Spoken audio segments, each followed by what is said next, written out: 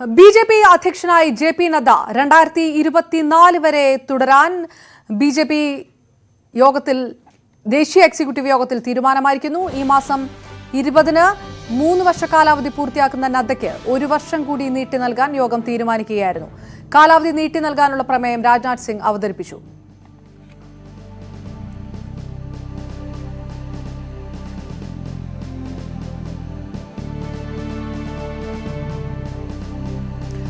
മിഥുൻ മിഥുൻ വിവരങ്ങളുമായി ന്യൂസ് ഡെസ്കിൽ നിന്ന് ചേർന്നു. മിഥുൻ, നദ്ദയുടെ പേരിനപ്പുറം മറ്റു പേരുകളൊന്നും പരസ്യമായോ അല്ലാതെയോ ചർച്ച ചെയ്യപ്പെടാതെ തന്നെ ആ ഒരു അപ്രമാദിത്വത്തിൽ തന്നെ നദ്ദയിലേക്ക് വീണ്ടും അധ്യക്ഷ സ്ഥാനം എത്തിയിരിക്കുന്നു. ഏകാഭിപ്രായം തന്നെ പാർട്ടിയിൽ ഉണ്ടായിരിക്കുന്നു. ആ ഒരു വിലയിരുത്തൽ തന്നെയല്ലേ നടത്തേണ്ടത്?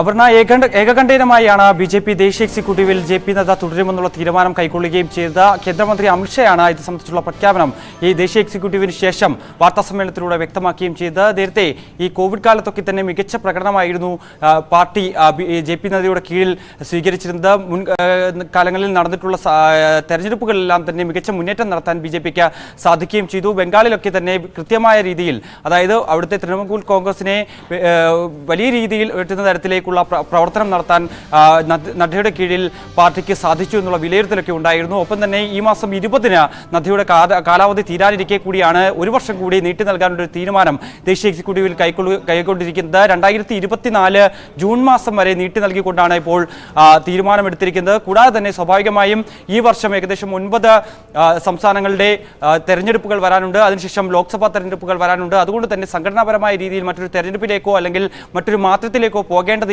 എന്നുള്ളൊരു തീരുമാനം ദേശീയ എക്സിക്യൂട്ടീവിൽ ഏകകണ്ഠേനമായി തീരുമാനിക്കുകയായിരുന്നു. കേന്ദ്രമന്ത്രി രാജ്നാഥ് സിംഗ് ആണ് ജെ.പി. നദ്ദയുടെ പേര് നിർദ്ദേശിക്കുന്നത്. ജെ.പി. നദ്ദയെ വീണ്ടും തുടരണമെന്നാവശ്യപ്പെട്ടുള്ള പ്രമേയം രാജ്നാഥ് സിംഗ് അവതരിപ്പിക്കുകയും ചെയ്തു. തുടർന്ന് ഏകകണ്ഠേനമായി എക്സിക്യൂട്ടീവ് അദ്ദേഹത്തെ തുടരാനുള്ള ഒരു തീരുമാനം കൈക്കൊള്ളുകയും ചെയ്യുകയായിരുന്നു. അതേസമയം സംസ്ഥാന അധ്യക്ഷന്മാരുടെ കാര്യത്തിലും ഇന്ന് തീരുമാനമുണ്ടായിരിക്കുകയും ചെയ്യും. നേരത്തെ തന്നെ കേരളത്തിന്റെ പ്രഭാരിയായിട്ടുള്ള പ്രകാശ് ജാവ്ദേക്കർ നേരത്തെ തന്നെ വ്യക്തമാക്കിയിരുന്നു കെ സുരേന്ദ്രൻ തന്നെ സംസ്ഥാനത്തിന്റെ ചുമതല വഹിക്കും.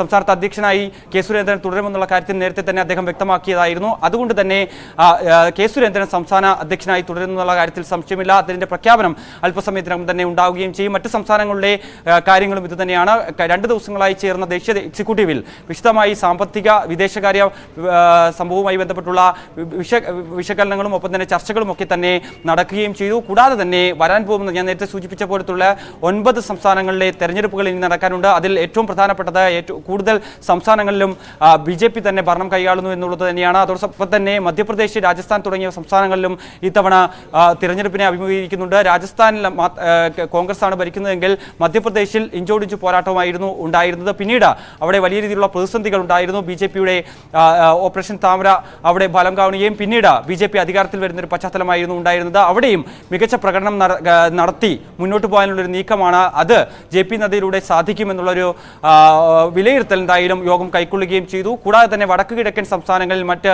തെരഞ്ഞെടുപ്പുകൾ നടക്കുന്നുണ്ട്. മിസോറാം, ത്രിപുര അടക്കമുള്ള മേഖലകളിൽ, നാഗാലാൻഡ് തുടങ്ങിയ സംസ്ഥാനങ്ങളിലൊക്കെ തന്നെ ഇത്തവണ തെരഞ്ഞെടുപ്പിനെ അഭിമുഖീകരിക്കുന്നുണ്ട്. അവിടെയൊക്കെ കൂടുതൽ മികച്ച പ്രകടനം അല്ലെങ്കിൽ അവിടെ ഭരണത്തിലേറുന്ന തരത്തിലുള്ള പ്രകടനം കാഴ്ചവെക്കാൻ ജെ.പി. നദ്ദയിലൂടെ സാധിക്കും. അതുകൊണ്ട് തന്നെ അതിന്റെ പ്രവർത്തനങ്ങളുമായി മുന്നോട്ട് പോകണമെന്നുള്ള നിർദ്ദേശമാണ് ഇന്നത്തെ ഈ എക്സിക്യൂട്ടീവ് യോഗത്തിൽ കൈക്കൊള്ളുകയും ചെയ്ത്. എന്തായാലും നിലവിൽ അല്പസമയത്തിനകം തന്നെ പ്രധാനമന്ത്രി നരേന്ദ്രമോദി ഈ ഒരു ദേശീയ എക്സിക്യൂട്ടീവിനെ അഭിസംബോധന ചെയ്ത് സംസാരിക്കുമെന്നാണ് മനസ്സിലാക്കാൻ സാധിക്കുന്നത്. നിലവിൽ ജെ.പി. നദ്ദ 2024 ജൂൺ വരെ തുടരുമെന്നുള്ള തീരുമാനമാണ് എക്സിക്യൂട്ടീവിൽ കൈക്കൊണ്ടിരിക്കുന്നത്. Right, JP. നദ്ദ ബി.ജെ.പി. ദേശീയ അധ്യക്ഷനായി തുടരും. മിഥുൻ വിവരങ്ങൾ നൽകിയത് ന്യൂസ് ഡെസ്കിൽ നിന്ന്. മറ്റു വാർത്തകളിലേക്ക്. ക്വാറിയിൽ പങ്കാളിത്തം വാഗ്ദാനം ചെയ്ത് പണം തട്ടിയെന്ന പരാതിയിൽ പി.വി. Anwar MLA ED. വീണ്ടും ചോദ്യം ചെയ്യുന്നു. ഇന്നലെയും പി.വി. അൻവറിനെ ചോദ്യം ചെയ്തിരുന്നു. വിവരങ്ങളുമായി കൊച്ചിയിൽ നിന്ന് സുവി വിശ്വനാഥൻ ചേർന്നു. സുവി, എത്ര മണിക്കൂറായി ചോദ്യം ചെയ്യൽ തുടരുന്നു? 2ാം ദിവസത്തിലേക്കും ചോദ്യം ചെയ്യൽ കടക്കുമ്പോൾ എത്രത്തോളം പ്രാധാന്യം അർഹിക്കുന്നത് കൂടിയായി മാറുന്നു? വിവരങ്ങളിലേക്ക്. അപർണ, പി.വി. അൻവറിനെ ഇന്നും എൻഫോഴ്സ്മെന്റ് ഡയറക്ടറേറ്റ് ചോദ്യം ചെയ്യുകയാണ്. ഇന്നും ഉച്ചയോടുകൂടി ഒരു 11 മണിയോടുകൂടിയാണ് പി.വി. അൻവർ ഇ.ഡി. ഓഫീസിൽ എത്തിയത്. കൊച്ചിയിലെ ഇ.ഡി. ഓഫീസിലാണ് ചോദ്യം ചെയ്യൽ നടക്കുന്നത്. ഇപ്പോഴും ചോദ്യം ചെയ്യൽ പുരോഗമിക്കുകയാണ്. ഇന്നലെ സമൻസ് അയച്ചാണ് ഈ ഇ.ഡി. ഉദ്യോഗസ്ഥർ പി.വി. അൻവറിനെ വിളിച്ചു വരുത്തിയത്. കാസർഗോഡുള്ള ക്വാറിയുമായി ബന്ധപ്പെട്ട് ക്വാറിയിൽ പങ്കാളിത്തം ഉറപ്പാക്കാമെന്ന് പറഞ്ഞുകൊണ്ട് 50 ലക്ഷം രൂപ മലപ്പുറം സ്വദേശിയായ സലീമിൽ നിന്ന് പി.വി. അൻവർ തട്ടിച്ചു എന്നാണ് കേസ്. ഈ കേസ് ആദ്യം പരാതി നൽകിയത് ക്രൈംബ്രാഞ്ചിനാണ്. ക്രൈംബ്രാഞ്ച് ഇത് വേണ്ട രീതിയിൽ അന്വേഷിച്ചില്ല എന്നൊരു ആരോപണവും ഉണ്ടായിരുന്നു. അതിനുശേഷമാണ് ED ഈ കേസ് അന്വേഷണത്തിലേക്ക് വരുന്നത്. ഏതായാലും 2012 നടന്ന സംഭവമാണ്. അതിനുശേഷം ഈ മൊഴിയെടുക്കൽ, ഈ പരാതിക്കാരുടെ മൊഴിയെടുക്കലെല്ലാം കഴിഞ്ഞിട്ടുണ്ട്. അതിനുശേഷം ഇപ്പോൾ PV അൻവറിനെ വിശദമായി ചോദ്യം ചെയ്യുകയാണ്. ഏതായാലും സാമ്പത്തിക ഇടപാടുമായി ബന്ധപ്പെട്ട രേഖകൾ ഹാജരാക്കിയിട്ടുണ്ട് EDക്ക് മുന്നിൽ എന്നാണ് നമുക്ക് മനസ്സിലാക്കാൻ സാധിക്കുന്നത്. ഏതായാലും ചോദ്യം ചെയ്യൽ ഇപ്പോഴും തുടരുകയാണ്. അപർണ. റൈറ്റ്, സുവി വിശ്വനാഥൻ വിവരങ്ങൾ നൽകിയത്.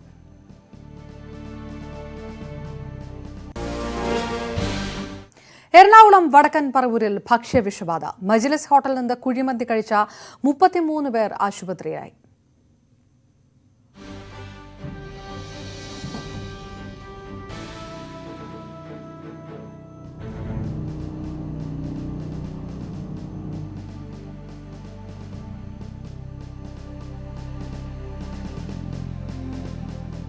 നമുക്ക് കണ്ടുപിടിക്കാവുന്നതിനപ്പുറത്തായിരുന്നു. അവരെല്ലാവരും പരിശോധിച്ചിട്ടാണ് പോകുന്നത്. പക്ഷേ നമുക്ക് കിട്ടിയില്ല. അതിനുശേഷം ഇത് അറിഞ്ഞ ഉടനെ തന്നെ നമ്മൾ ഇന്ന് ഹോട്ടൽ പൂട്ടിച്ചിട്ടുണ്ട്. അതിനുശേഷം ഫുഡ് ആൻഡ് സേഫ്റ്റിക്കാരോട് പോയി ഭക്ഷണം പരിശോധിക്കാനുള്ള ഏർപ്പാടാക്കി വിട്ടിട്ടുണ്ട്.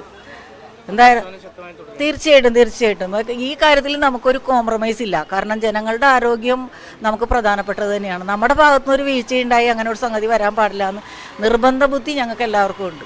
ജാഗ്രതയോടുകൂടി റെയ്ഡുകൾ നടക്കുമ്പോൾ ഹോട്ടലുകാർക്ക് പെട്ടെന്ന് അറിയാൻ പറ്റുന്നു. അതേപോലെ തന്നെ ഗോഡൗണുകളിൽ കൊണ്ടുപോയി സൂക്ഷിക്കുന്നു. അപ്പോൾ അത്തരത്തിലുള്ള അനാസ്ഥ നല്ലോണം സംഭവിക്കുന്നുണ്ട്. ജനങ്ങൾക്ക് ഇത്തിരി ആശങ്കയുണ്ട്. വിശ്വസ്തയോടുകൂടി ഭക്ഷണം കയറി കഴിക്കാൻ പറ്റാത്തൊരു സാഹചര്യം പറവൂരിൽ പ്രത്യേകിച്ച് ഉണ്ടെന്നുള്ളൊരു ആശങ്ക ഇപ്പോൾ രൂപപ്പെട്ടിട്ടുണ്ട്. ഇന്നലെ രാത്രി ഹോസ്റ്റലിൽ നിന്ന് ഫുഡ് കഴിക്കാൻ പോയാണ്. അപ്പോൾ കഴിച്ചപ്പോൾ വലിയ പ്രശ്നമൊന്നും ഉണ്ടായില്ല. ഹോസ്റ്റലിൽ വന്നപ്പോൾ തൊട്ടുള്ള ഓരോരുത്തർക്ക് പ്രശ്നങ്ങൾ വന്നു. പിന്നെ ചിലവർക്ക് രാവിലെ എണീച്ചപ്പോയിരുന്നു വയറിന് പ്രശ്നം വന്ന് അവൻ ഛർദ്ദിച്ച് പനി വന്നിട്ടുണ്ടായിരുന്നു. അവൻ ഇവിടെ വന്നപ്പോൾ ഛർദ്ദിച്ച് അങ്ങനെ പലർക്കും പല രീതിയിലായിരുന്നു. വേറെ അൽഫാം മന്തി കഴിച്ചിട്ടുണ്ട്, അൽഫാം കഴിച്ചിട്ടുണ്ട്, പിന്നെ ഷവായി കഴിച്ചിട്ടുണ്ട്. പിന്നെ ആ ചേട്ടൻ റൈസ് മാത്രമാണ് കഴിച്ചത്, ചിക്കൻ യൂസ് ചെയ്തിട്ടുള്ള. എല്ലാവർക്കും വന്നിട്ടുണ്ട്. വിഷയം വന്നിട്ടുണ്ട്. സാധാ ഭക്ഷണം കഴിച്ചവർക്കും വന്നിട്ടുണ്ട്. ഇപ്പോൾ ചിക്കന് തന്നെയാണോ പ്രശ്നം എന്ന് അറിഞ്ഞൂടാ. കാരണം ആ സാറിന് ചിക്കൻ കഴിച്ചിട്ടുള്ള, റൈസ് മാത്രം കഴിച്ചിട്ടും ഇപ്പോൾ ഫുഡ് പോയിസൺ ആയിട്ടുണ്ട്. MS അനീഷ് കുമാർ ചേരുന്നു. അനീഷ്, നഗരസഭ വളരെ പെട്ടെന്ന് തന്നെ നടപടിയിലേക്ക് കടന്നിരിക്കുന്നു എന്നാണ് ഇപ്പോൾ കേട്ട ബൈറ്റുകളിൽ നിന്ന് മനസ്സിലാക്കുന്നത്. ഭക്ഷ്യസുരക്ഷാ വകുപ്പ് അതിന്റെ പരിശോധനയിലേക്ക് കടന്നിട്ടുണ്ടോ? എന്താണ് വിവരങ്ങൾ? ആശുപത്രിയിലുള്ളവരുടെ സ്ഥിതി എങ്ങനെയാണ്? അപർണ, പറവൂർ ഭക്ഷ്യവിഷബാധയുമായി ബന്ധപ്പെട്ട് ഇപ്പോൾ 33 പേർ വിവിധ ഇടങ്ങളിലായി ചികിത്സ തേടിയെന്നാണ് ഏറ്റവും ഒടുവിൽ ലഭിക്കുന്ന കണക്കുകൾ. ഇതിൽ പറവൂർ താലൂക്ക് ആശുപത്രിയിൽ മാത്രം 26 പേർ ചികിത്സയിൽ കഴിയുന്നു. പറവൂർ KMJ ആശുപത്രിയിൽ 3 പേരും ഫൈസൽ ആശുപത്രിയിൽ 3 പേരുമുണ്ട്. ഒരാളെ ഗുരുതരാവസ്ഥയിൽ കളമശ്ശേരി മെഡിക്കൽ കോളേജ് ആശുപത്രിയിലേക്ക് മാറ്റിയിട്ടുമുണ്ട്. ഒറ്റ ഹോട്ടലിൽ നിന്നും ഭക്ഷണം കഴിച്ചവരാണ് ഇവരെല്ലാം എന്നതാണ് നമുക്ക് കൃത്യമായി പറയാൻ കഴിയുന്നത്. ഈ മജ്ലിസ് ഹോട്ടലിൽ നേരത്തെ നഗരസഭാ വിഭാഗം പരിശോധന നടത്തിയതിലും കാര്യമായ ക്രമക്കേടുകൾ കണ്ടെത്താൻ കഴിഞ്ഞിരുന്നില്ല എന്നാണ് ചെയർപേഴ്സൺ അല്പസമയം മുമ്പ് നമ്മോട് പറഞ്ഞത്. അതിനുശേഷം ഇപ്പോൾ നഗരസഭാ ഹെൽത്ത് വിഭാഗം പോയി ഈ ആശുപത്രി ഈ കട സീൽ ചെയ്ത് കഴിഞ്ഞിരിക്കുന്നു. ഒപ്പം ഫുഡ് സേഫ്റ്റി വിജിലൻസ് എൻഫോഴ്സ്മെന്റ് വിഭാഗം അടക്കം ഇവിടെ പരിശോധനകൾ നടത്തുന്നുമുണ്ട്. ഇന്നലെ രാത്രിയാണ് ഈ ഹോസ്റ്റലിൽ നിന്നും എത്തിയ വിദ്യാർത്ഥികൾ ഈ ഹോട്ടലിൽ കയറി ഭക്ഷണം കഴിച്ചത്. പ്രധാനമായും കുഴിമന്തി, അൽഫാം, ഷഫായി എന്നിവ കഴിച്ച കുട്ടികൾക്കാണ് കൂടുതൽ പ്രശ്നങ്ങൾ ഉണ്ടായിരിക്കുന്നത്. MES കോളേജിൽ പഠിക്കുന്ന വിദ്യാർത്ഥികളാണ് ഇതിൽ ഏറിയപ്പോഴും. ഇപ്പം ഈ വിദ്യാർത്ഥികൾക്കൊപ്പം മറ്റുള്ള യാത്രക്കാരടക്കമുള്ളവർക്ക് ഈ വിഷബാധ ഏറ്റിട്ടുണ്ടോ എന്ന് സംശയമുണ്ട്. കാരണം ദേശീയപാത എടുത്ത് സ്ഥിതി ചെയ്യുന്ന വളരെ തിരക്കേറിയ ഒരു ഹോട്ടലാണ് മജ്ലിസ്. പറവൂർ നഗരത്തിൽ തന്നെ ഏറ്റവും അധികം ആളുകൾ എത്തുന്ന ഒരു ഹോട്ടൽ കൂടിയാണ്. അതുകൊണ്ട് ഒരുപക്ഷെ കൂടുതൽ ആളുകൾ കൂടി ഇതിൽ ഉൾപ്പെടുന്നു എന്ന രീതിയിലുള്ള പരിശോധനയും ആരോഗ്യ വിഭാഗത്തിന്റെ നേതൃത്വത്തിൽ നടത്തുന്നുണ്ട്.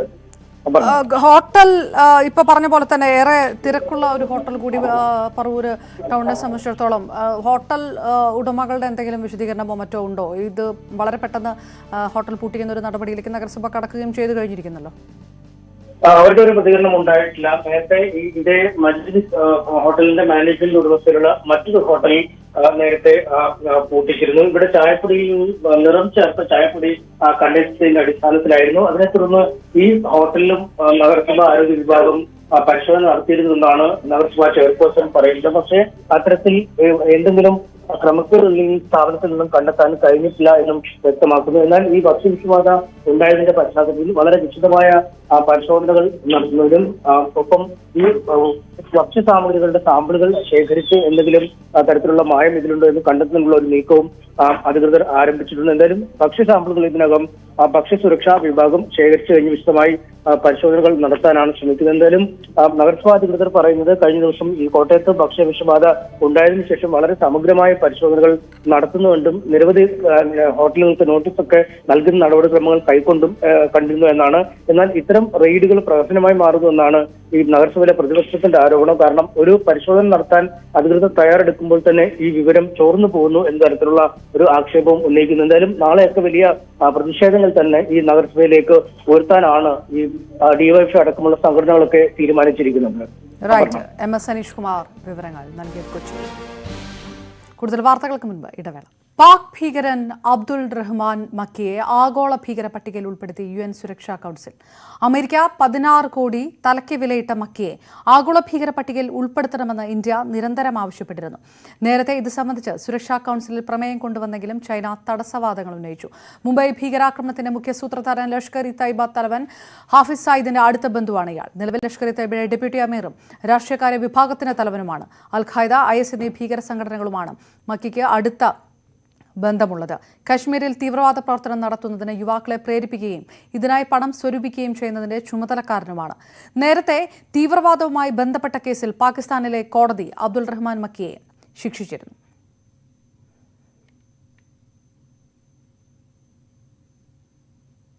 ഭാരത് ജോഡോ യാത്ര ജമ്മു കാശ്മീരിൽ പ്രവേശിക്കാനിരിക്കെ രാഹുൽ ഗാന്ധിക്ക് മുന്നറിയിപ്പുമായി സുരക്ഷാ ഏജൻസികൾ. ഭീകര ആക്രമണത്തിന് സാധ്യതയുള്ള സ്ഥലങ്ങളിൽ കാറിൽ സഞ്ചരിക്കാനാണ് നിർദ്ദേശം. പഞ്ചാബിൽ യാത്രയ്ക്കിടെ സുരക്ഷാ വീഴ്ച സംഭവിച്ചതായും ആക്ഷേപം ഉയർന്നു.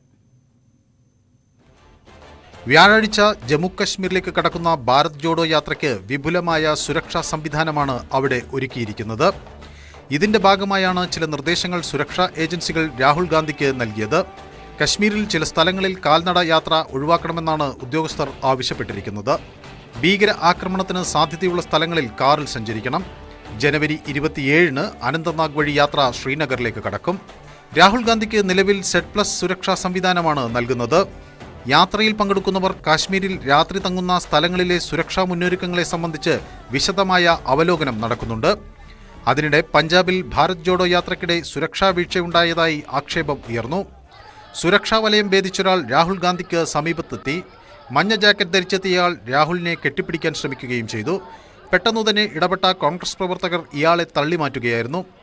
രാഹുൽ ഗാന്ധിക്ക് സുരക്ഷയൊരുക്കുന്നതിൽ CRPFന്റെ ഭാഗത്തുനിന്ന് വീഴ്ച സംഭവിക്കുന്നതായി കോൺഗ്രസ് കഴിഞ്ഞയാഴ്ച ആരോപണം ഉന്നയിച്ചിരുന്നു. യാത്രയ്ക്ക് നൽകുന്ന സുരക്ഷ ശക്തിപ്പെടുത്തണമെന്ന ആവശ്യവും ഉന്നയിച്ചിരുന്നു. അതുകൊണ്ട് തന്നെ പഞ്ചാബിലുണ്ടായ സംഭവം കൂടുതൽ വിവാദങ്ങൾക്ക് വഴി തുറന്നേക്കാം. National desk, news 18. പെരിന്തൽമണ്ണ നിയമസഭാ തെരഞ്ഞെടുപ്പുമായി ബന്ധപ്പെട്ട് കാണാതായ പോസ്റ്റൽ ബാലറ്റുകൾ അടങ്ങിയ ബാലറ്റ് പെട്ടികൾ ഹൈക്കോടതി കസ്റ്റഡിയിൽ സൂക്ഷിക്കും. തെരഞ്ഞെടുപ്പിൽ പരാജയപ്പെട്ട KPM മുസ്തഫ ഫയൽ ചെയ്ത ഹർജിയിൽ വരണാധികാരിയെ കക്ഷിയാക്കും. ബാലറ്റുകൾ കാണാതായ സംഭവത്തിൽ കോടതി നേതൃത്വത്തിൽ അന്വേഷണം വേണമെന്ന് MLA നജീബ് കാന്തപുരം ആവശ്യപ്പെട്ടു. കോടതി നടപടികൾ ആരംഭിക്കുന്നതിന് തൊട്ടു മുമ്പാണ് മലപ്പുറത്തുനിന്നും എണ്ണിയില്ലെന്ന് ആരോപണമുയർന്ന പോസ്റ്റൽ ബാലറ്റുകൾ ഉൾക്കൊള്ളുന്ന ബാലറ്റ് ബോക്സുകൾ കോടതിയിലെത്തിച്ചത്. ജുഡീഷ്യൽ രജിസ്ട്രാറെ കോടതിയിലേക്ക് വിളിച്ചു വരുത്തിയ ശേഷം ബാലറ്റ് പെട്ടി ഹൈക്കോടതി കസ്റ്റഡിയിലേക്ക് മാറ്റി. സ്ട്രോങ് റൂമിൽ സൂക്ഷിച്ച ബാലറ്റുകൾ മറ്റൊരിടത്ത് കണ്ടെത്തിയത് അതീവ ഗുരുതരമെന്ന് വിശേഷിപ്പിച്ച കോടതി വരണാധികാരിയെ കേസിൽ കക്ഷിയാക്കണമെന്ന് അഭിപ്രായപ്പെട്ടു. എതിർകക്ഷികൾക്ക് സത്യവാങ്മൂലം സമർപ്പിക്കുന്നതിനും അവസരം നൽകി. കേസ് പരിഗണിക്കുന്നത് ജനുവരി 31-ലേക്ക് മാറ്റി. തനിക്കെതിരായ ഗൂഢാലോചനയുടെ ഭാഗമാണ് എതിരാളികളുടെ പരാതി. സംഭവത്തിൽ തിരഞ്ഞെടുപ്പ് കമ്മീഷന്റെയോ കോടതിയുടെയോ മേൽനോട്ടത്തിലോ അന്വേഷണം വേണമെന്ന് നജീബ് കാന്തപുരം MLA ആവശ്യപ്പെട്ടു. ഇക്കാര്യത്തിലെടുത്ത ഒരു വലിയ ഇനീഷ്യേറ്റീവ് എന്ന് പറയുന്നത് തെരഞ്ഞെടുപ്പ് കമ്മീഷനെ തന്നെ ഇതിൽ കക്ഷിയാക്കിയിരിക്കുകയാണ്. സബ് കളക്ടറെ കക്ഷിയാക്കാൻ ആവശ്യപ്പെട്ടിരിക്കുകയാണ്. അപ്പോൾ അങ്ങനെ ഒരു സ്റ്റെപ്പ് കൂടി ഈ കേസിൽ ഉണ്ടായിരിക്കുന്നു.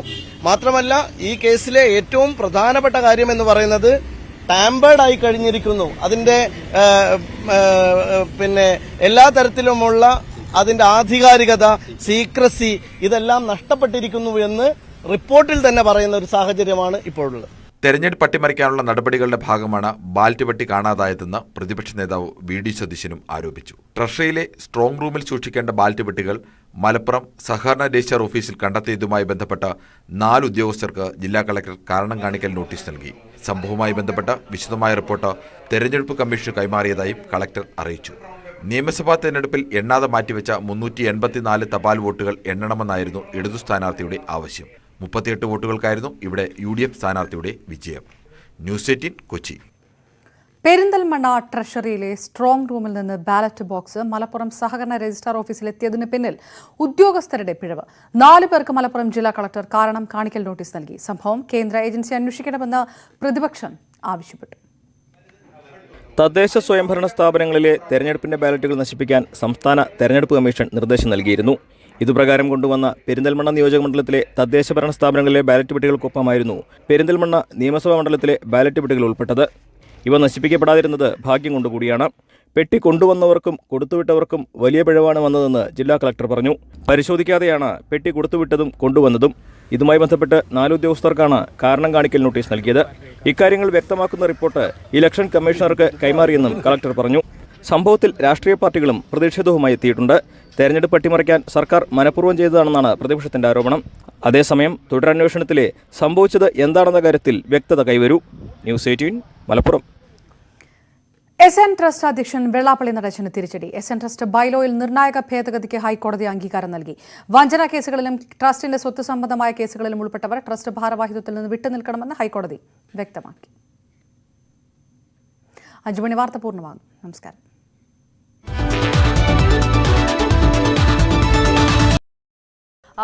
മനു,